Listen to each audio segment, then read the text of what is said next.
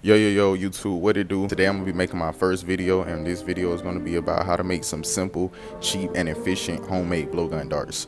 With that being said, the first thing you're gonna need is paper. It doesn't really matter exactly what kind of paper you have, it just doesn't need to be too thick. This is just regular notebook paper. I usually use all white paper, but this is what I have for right now. Next, you're gonna want some scissors, obviously. Third, you're gonna want some of these wires here. You can pick them up at Lowe's or Home Depot. Those poles that you see sticking up out of the ground that have that little flag on it or whatnot, I'm pretty sure y'all know exactly what I'm talking about. But if not, I'll make a short showing y'all exactly where to get these from at Home Depot or Lowe's. The fourth item you're gonna need is some type of file. I don't know exactly what kind of file this is, but you can look right now and see. I have an assortment of files, but this seems to be the best one I have, so this is the one I recommend. Fifth item you're gonna need is some electrical tape.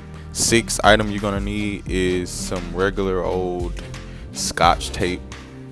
The next item you're gonna need, or tool you're gonna need, is a blowgun with some glue in it, of course. Then next, you're gonna need some type of thread or yarn. I recommend just thread that you sew with, so yeah. Next thing you're gonna need is some sandpaper. I would say 400 is about right for this. And lastly, you're gonna need, that way you can use it to gauge exactly how big you want your dart to be. Okay, now let's get into the crafting stage. A lot of people use markers to gauge, but I've been doing this for so long that I don't need to. So first thing you want to do is cut out you a decent size square. I usually double up on these. When you have it like this, I remember when I first started to do this, it was a little bit complicated, but it's fairly simple. So what you want to do is fold it like this,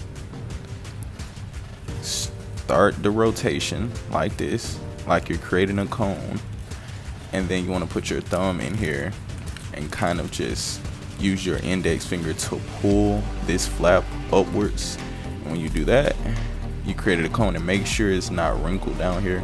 I should have probably also told you that it's beneficial to already have strips of tape already out and like sticking on the table or wherever you're making this at, because now I need to use my teeth to actually get this tape. Okay, so once you have it in this cone shape, what you want to do is you want to put it at the end, the tape at the end of the cone. And what you want to do is turn until it goes all the way up top. You want to secure this end, that way it doesn't come apart. What you want to do is get another piece of tape, same length, and go right here. You don't want any paper in this gap. You want it to be tape. That way it's insulated. And then what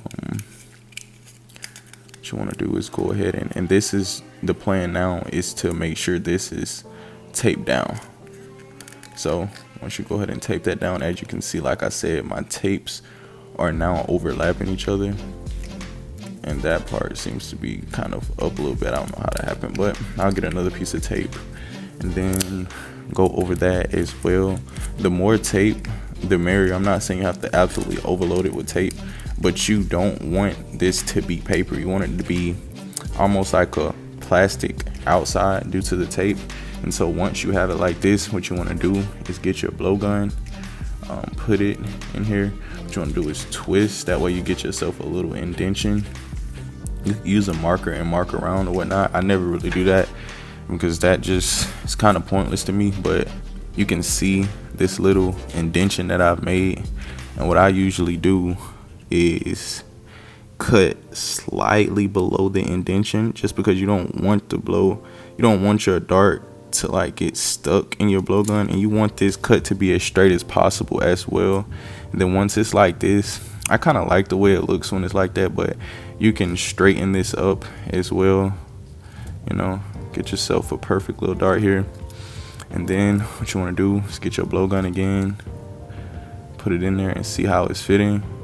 That's pretty good. You don't want it to fall, you want it to be snug fit when it's in there. But I'm going to trim it a little bit more, because the least amount of resistance that you can get without it absolutely falling out of the barrel is the best. That way you get the fastest amount of flight. And also to mention These darts are very, very accurate, so I've tested them.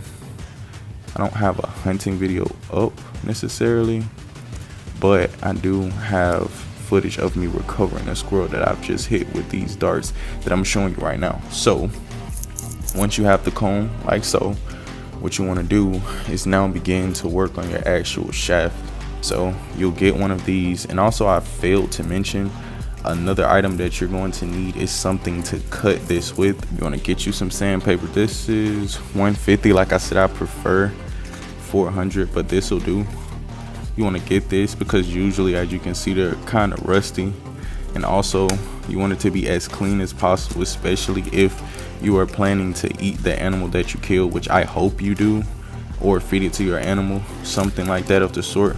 What you want to do is take it through here a few times. Look at there, you see the rust left over and the things that you would not want to actually penetrate an animal with. Just do it a little bit more to make sure. Then boom.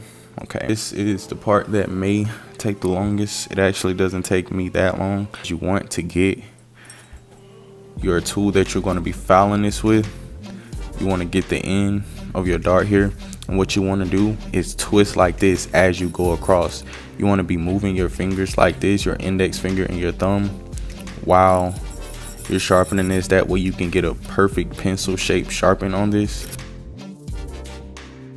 Okay, now that's pretty good. And I said previously that this takes quite a while to do, but it actually doesn't. It actually takes, I say, a maximum of 2.5 to 3 minutes to get this to this sharpening point.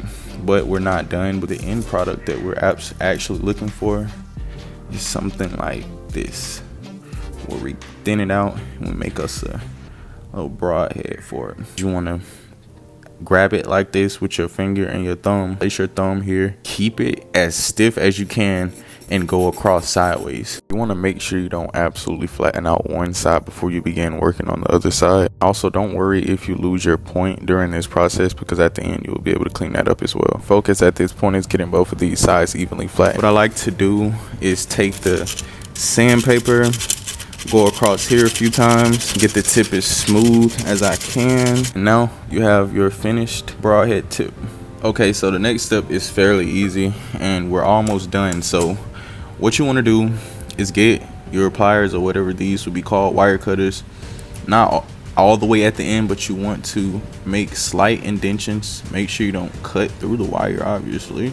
That way you give your yarn something to catch onto. What you want to do is get your dart, stick it in the end of the blowgun,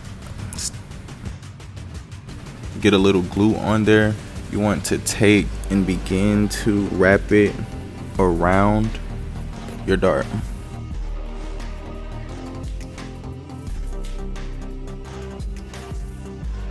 Once you get it long enough, once it gets to about this thickness, you want to go ahead and cut it. You want to take your blowgun again, you want to take your glue gun again, add a drop of that on there, give it a second and let it cool before you do the next step, because I've done this way too many times and have actually burnt the out of myself. So you can actually blow on it as well, but I think it's cool enough now. And what you want to do is kind of just wrap it around, and if it's a bit messy like this, all you have to do is get a lighter, melt that, and get it to your satisfaction here. That's pretty decent.